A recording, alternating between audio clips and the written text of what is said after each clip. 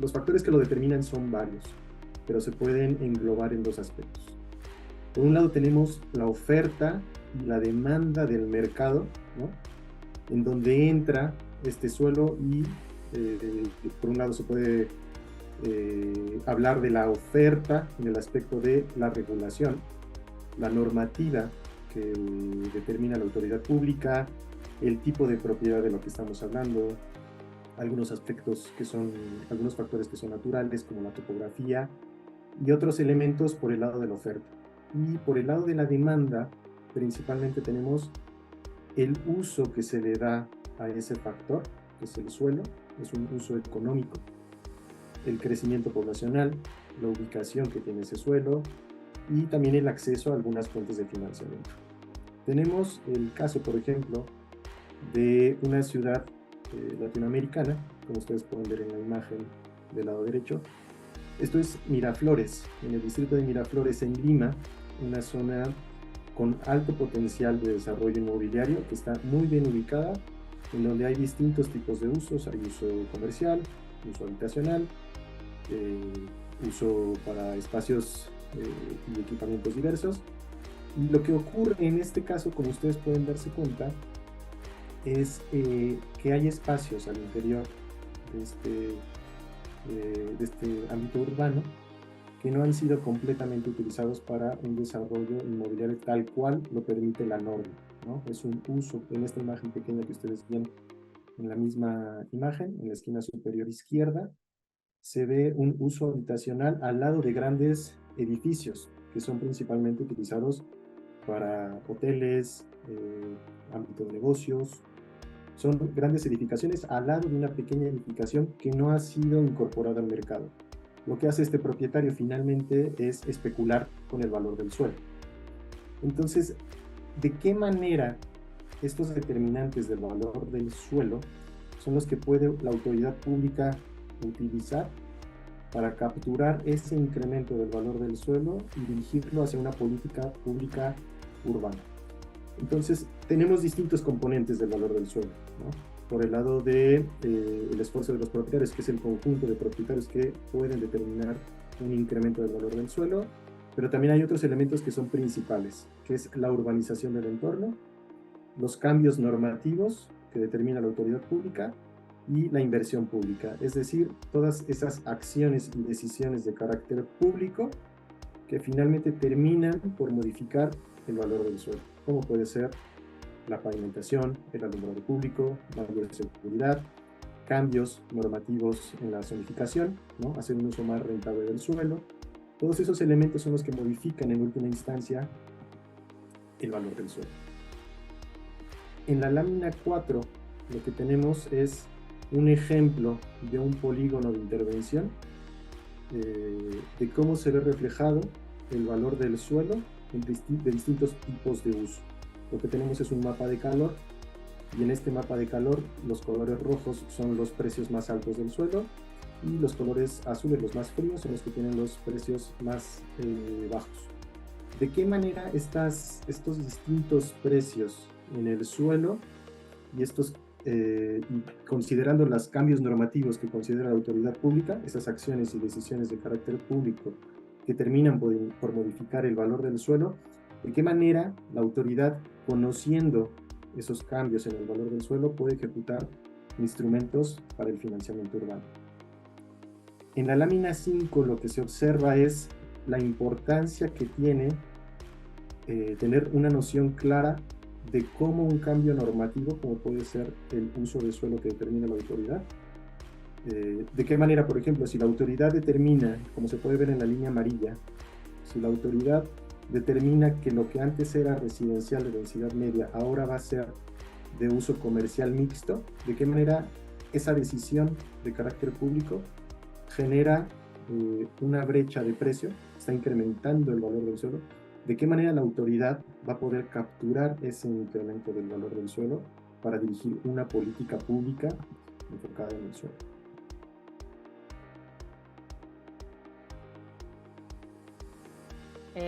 Hablamos ahí de las transferencias gubernamentales, hablamos del impuesto de la financiación a base de suelo. Entonces, Eu queria chamar a atenção para dois aspectos. Primeiro, com relação a subvenções, subsídios e transferências governamentais, não? Como se alimentam esses recursos a partir de la recaudação fiscal de los países, não? E parte de esto é transferido para os governos locais, os municípios. Bueno, para que tengamos uma ideia de como isso está, e aí miramos o próximo slide. De 2005 a 2019, logramos aí apalancar a recaudação total de impostos na América Latina, aumentando de 19,4 a 22,4 del Produto Interno Bruto, ou seja, mejoramos a capacidade recaudatória em América Latina. Pero si comparamos con los países de la OECD, aún hay una diferencia ahí de más de 10 puntos percentuales. Entonces, tenemos en general en América Latina una baja capacidad recaudatoria comparando con los otros países de la OECD. Significa menos recursos disponibles para transferências governamentais, menos recursos disponíveis para subsídio e, portanto, menos recursos disponíveis para financiar as cidades. Então, isto é um desafio inicial, não? Por outro lado, hablando de la financiación a base de suelo, ¿no? Y centrando en el impuesto predial. Y ahí podemos mirar el próximo slide, slide número 3. Tener una idea de cómo andan los países de América Latina en términos de arrecadación de impuesto predial, ¿no? Ahí podemos ver varios países y vemos que en la mediana está en 0,35% del Producto Interno Bruto. Entonces es muy bajo el rol que tiene el impuesto predial, ¿no? En todo el panorama de recaudación de los países en América Latina. Si vamos a mirar a México, miramos que México está un poquito más arriba de 0,2% en relación al Producto Interno Bruto, ¿no? Hay países con más grande potencial recaudatorio, como es el caso de Colombia, Uruguay, Chile, Brasil, ¿no? Entonces son países que combinan una capacidad técnica, ¿no? de arrecadar esos impuestos, pero también, como es el caso de Brasil y Colombia, son países también con mucha tradición de planeación urbana, ¿no? Entonces, más adelante voy a comentar un poco esta combinación de tener la capacidad técnica, ¿no? Institucional a nivel local y nacional, ¿no? Para evaluar el suelo, ¿no? Para poder capturar ahí, coletar esos impuestos, monitorear esa recaudación es muy relevante, pero tener políticas urbanas es muy importante también, ¿no? Para ampliar ahí esta capacidad del predial, ¿no? Bueno, en el slide 4 podemos mirar el promedio de los tributos al patrimonio como percentual del PIB. Entonces, uno es el predial, otro son los tributos al patrimonio, ¿no? Que es un indicador importante también sobre la capacidad, ¿no? de recaudar a partir de los activos inmobiliarios, de los activos de suelo. Bueno, ahí vemos comparativamente también a la OECD que la carga tributaria en América Latina corresponde a 18,4% y en la OECD básicamente promedio es 34%. Entonces, hay ahí una distancia también entre lo que se recauda hoy de patrimonio a través de tributos al patrimonio, ¿no? en América Latina y en los países de la OECD. Lo que miramos ahí en general, ¿no? En general miramos que si comparamos con los países de la OECD, tanto para mejorar la capacidad fiscal del país como para mejorar la recaudación de los impuestos al patrimonio, ¿no? Y entre ellos el impuesto predial, ¿no? Tenemos un gran potencial, tenemos un potencial importante aquí en América Latina, ¿no?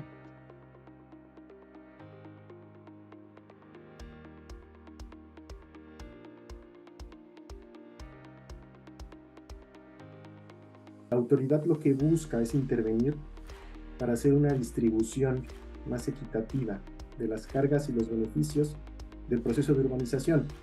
¿Qué es lo que ocurre? Tenemos externalidades que son negativas y positivas. ¿Qué es una externalidad? Las externalidades son básicamente aquellas decisiones de carácter individual, de un hogar, de una empresa o de los gobiernos, que generan impactos tanto negativos como positivos, pero de lo cual no toda la población forma parte de esas acciones y de esas decisiones. Entonces, lo que se busca con los instrumentos de financiamiento urbano es distribuir de manera equitativa esos beneficios y esas cargas que genera el desarrollo urbano. Y tenemos, como ya lo comentamos antes, varias fuentes que tradicionalmente valorizan el suelo: la infraestructura pública, la conversión de suelo rural a suelo urbano, los cambios en la zonificación, tanto primaria como secundaria, y el aumento de los servicios a los espacios públicos. Estas son las fuentes que tradicionalmente valorizan el suelo de las ciudades. Y lo que se busca con esos instrumentos de financiamiento urbano es distribuir esas cargas y esos beneficios para tener un desarrollo urbano más equitativo y más equilibrado. ¿Y de qué manera es que se pueden distribuir esas cargas y esos beneficios? Mediante los instrumentos de captura de la valorización del suelo. Y estos instrumentos se pueden ejecutar ya sea mediante una conversión de recursos públicos, como pueden ser los impuestos, las contribuciones, los gravámenes, o también con su inversión en mejoras locales para el beneficio de las comunidades. Como podrán ver a lo largo del curso, existen distintas clasificaciones de los instrumentos de financiamiento urbano. Hay una clasificación que divide los instrumentos por carácter fiscal, instrumentos de financiamiento por distribución de suelo e instrumentos de compensación no financiera. Sin embargo, debido a la diversidad de instrumentos que existen en América Latina y en México, los instrumentos normalmente se clasifican según sus objetivos. Como pueden ver en la lámina número 13, ¿de qué manera se puede capturar la valorización del suelo?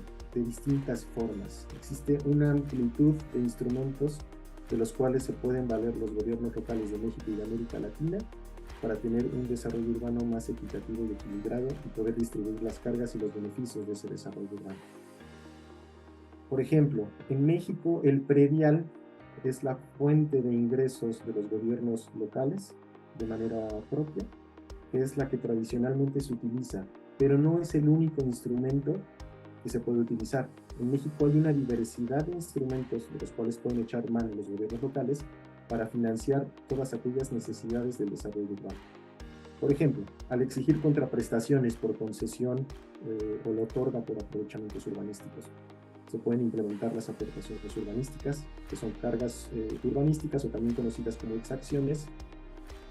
En algunos países, por ejemplo en Brasil, se implementa la otorga onerosa por el derecho de construir, pero que ese mismo instrumento en México también existe dentro de la normativa, que es la venta por los derechos adicionales de edificación.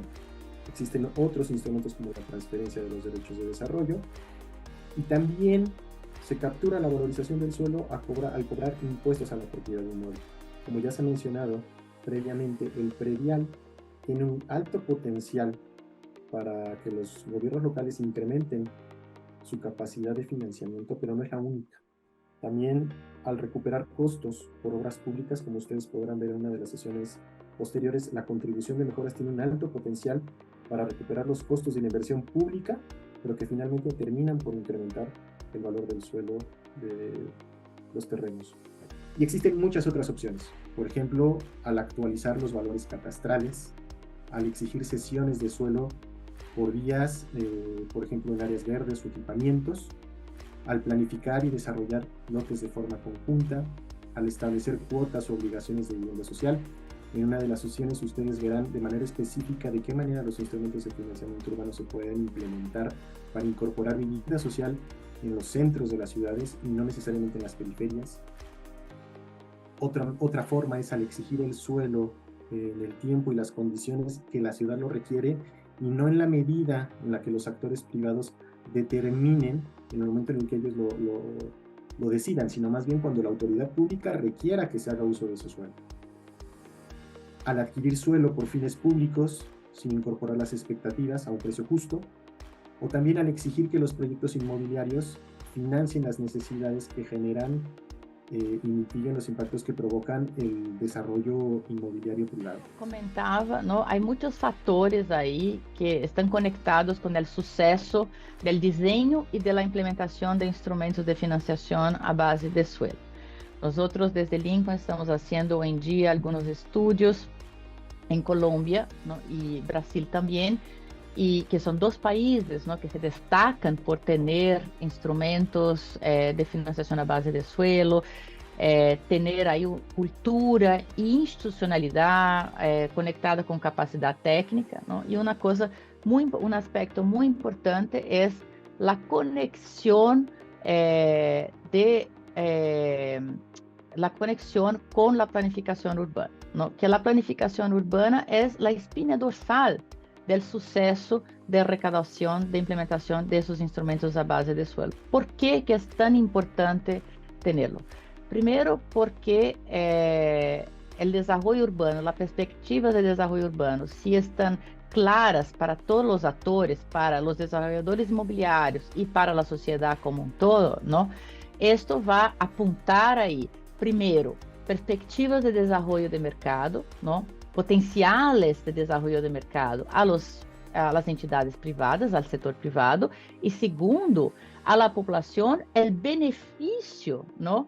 De las compensações que advêm de los instrumentos a base de suelo, não? Então, por exemplo, a contribuição de plusvalía, que é um instrumento muito utilizado em Colômbia, também utilizado em alguns municípios na Argentina, em Equador, também utilizado. Se a população não compreende, não, que esta recaudação está conectada com uma determinada obra e não acompanha a finalização desta obra, esse instrumento vai perder sua credibilidade. E de uma próxima vez, não, o município não vai ter sucesso porque vai haver aí uma falta de confiança por parte da população. Outro exemplo, lá em São Paulo temos um instrumento que se chama a outorga onerosa del derecho de construção, que significa a venda de direitos de construção em altura em toda a cidade. Hoje em São Paulo é permitido construir uma vez solo o tamanho do terreno, ¿no? E o que passa de uma vez há um cobro, ¿no? E esses recursos vão para um fundo de infraestrutura a la ciudad, ¿no? Bueno, claro que a princípio houve uma reação negativa do mercado imobiliário, porque em tese isso significaria, ¿no? Um impacto, ¿no? A los costos para os desenvolvedores imobiliários, ¿no? Pero a largo del tiempo se percebe que se estamos em um contexto de planificação urbana, com extensão das redes de transporte, com estratégias de criação de novas centralidades, isso indica aos desenvolvedores privados, não, uma ampliação de los nichos de mercado. Então, antes eu podia construir aqui, amanhã, depois, no futuro, vou poder construir, vou ter uma ampliação de las possibilidades de mercado, não? Então, que estes recursos, não, sejam utilizados para um bem público, que é melhorar a cidade, não? Melhorar a infraestrutura da cidade, melhorar as condições de vivenda, melhorar a mobilidade. Isso significa também uma cidade mais produtiva, uma cidade mais eficiente e com mais alternativas de mercado para o setor privado. Então, é muito importante, não, a planificação urbana para orientar o mercado, não, e para garantizar a la sociedade que os resultados desta captura de valor se vão a um bem público, a um benefício general a toda a sociedade, não? Bueno, então, nesta linha, é muito importante compreender a importância de la transparência, de la comunicação, del cambio de cultura, ¿no? De compreender este concepto de bien común y también ir creando e fortalecendo as capacidades institucionais. Que significa isto? Capacidade tecnológica, recursos humanos e coordenação entre los departamentos. Muy importante tener coordinación, por ejemplo, entre los departamentos que tratan de la planificación urbana con los departamentos que tratan de con Hacienda, ¿no? Que tratan de finanzas, ¿no?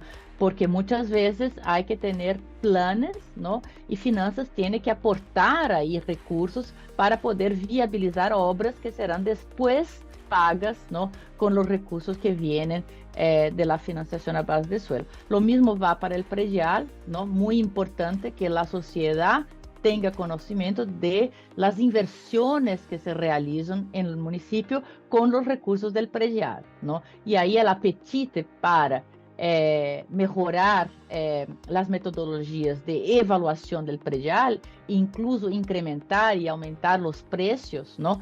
Va a aumentar, porque la sociedad va a identificar que va a haber una buena inversión, buena aplicación de estos recursos.